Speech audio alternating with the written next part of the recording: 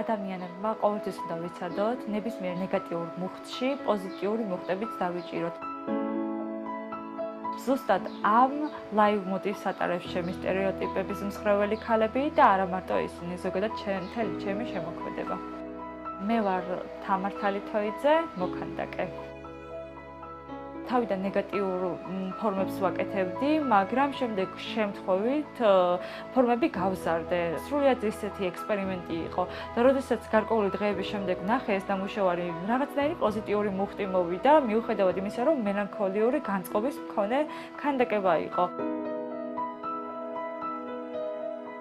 ვიყენებდი ვილენდორფის ვენერას მინიატურას, ეს არის ნაყოფიერების ქალღმერთი, რომელიც არის გაზვიადებული ფორმების მქონე და მისი მოდერნული ვარიაცია შევქმნი ფაქტიურად.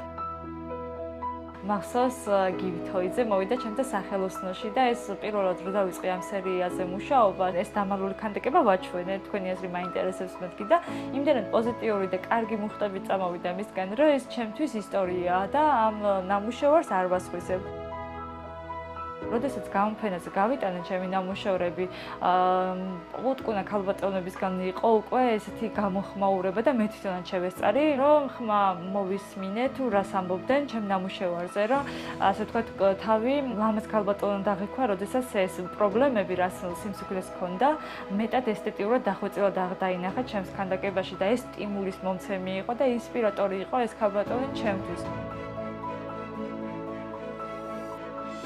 ძალიან კომპლექსიანი ვიყავი ბავშვობით, მე ინტროვერტი ვიყავი კატასტროფულად და მე თვითონაც ვცდილობ რომ ეს კომპლექსები ვცლიო და იმ ქალბატონებს და ზოგადად ნებისმიერ ადამიანს, მარტო ქალებზე არ არის აქ აქცენტი, ზოგადად სტერეოტიპების ხრება ყველას უჭირდება განკვეული თეორიული მოსაზრებებისგან გამომდინარე. ეს არის ჩემი სტილიზებული ქანდაკებების სათქმელიც და ზოგადად რეალურად ეს არის ჩემი ყველაფრისადმი დამოკიდებულება.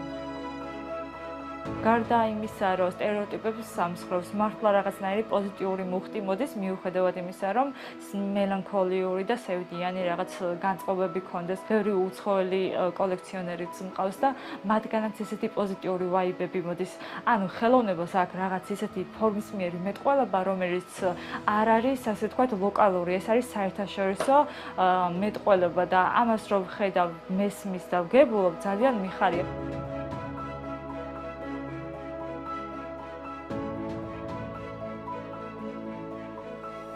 მუშაობის პროცესი არის ძალიან საინტერესო და ძალიან, ასე ვთქვათ, ექსპერიმენტებით სავსე. შეიძლება დაიწყო მუშაობა რაღაც სკეჩით, ან ჩანახატით, ან პირდაპირ მასალაში ვეძიებით და ეს ექსპერიმენტები ძალიან საინტერესოა ხოლმე.